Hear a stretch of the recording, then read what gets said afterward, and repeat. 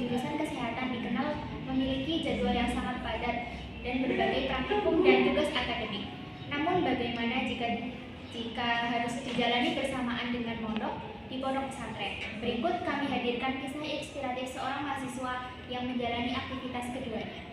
Dan mahasiswa jurusan kesehatan di Stikes Ibnu Sina Aji Barang. Setiap harinya ia membagi waktu antara kuliah dan kegiatan di pesantren. Dari pagi hingga sore ia belajar ilmu kesehatan di kampus. Sementara malam harinya ia harus mengikuti kegiatan mengaji, hafalan dan melakukan aktivitas lainnya di pesantren. Kami akan bertanya langsung kepada mahasiswa tersebut bersama rekan kami Tia Yunita yang saat ini sedang berada di Stikes Ibnu Sina Aji Barang. Ya, selamat pagi pemirsa, bertemu lagi dengan saya Tia Yunita dalam program berita kampus hari ini.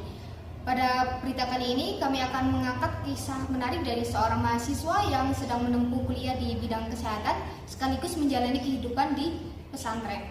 Hari ini kami juga mendapatkan tamu spesial yaitu Mbak Ilal Nurjana sebagai mahasiswi dari program studi analisis farmasi dan makanan yang juga sedang menjalani kehidupan di pesantren. Halo Mbak Ilal, terima kasih ya sudah meluangkan waktunya. Gimana kabarnya? Alhamdulillah baik Mbak, terima kasih juga sudah mengundang saya.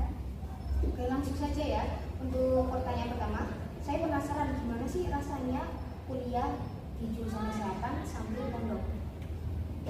Yang pertama mungkin banyak tantangan yang baru dijalani, tapi setelah lama-lama dijalani dan bisa mengatur waktu, insya Allah lebih teratur dan terbiasa.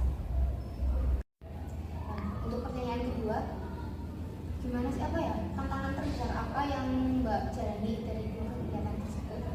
Tantangan saya dalam menjalankan kegiatan kuliah sambil pondok itu, kalau misalkan ada kegiatan-kegiatan yang waktunya itu barengan, misalkan waktunya sampai sore, nanti malamnya harus mengikuti kegiatan pondok yang mau nggak mau jadi ikutin ya tetap harus jalan.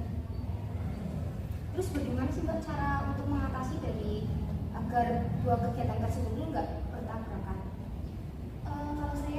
Kalau misalkan ada waktu senggang sedikit pun digunakan untuk mengerjakan tugas atau misalkan nggak capek ya proses itu.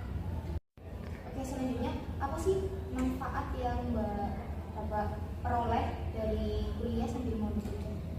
Yang pertama ilmu agama udah pasti ya Mbak, tapi selain ilmu agama itu saya juga masih lebih sadar, lebih mandiri dan juga lebih tegas dalam menjalani masalah. Oke, ini yang terakhir ya Mbak. Apa sih pesan yang Mbak buat teman-teman yang di sana yang ingin kuliah sambil mondok?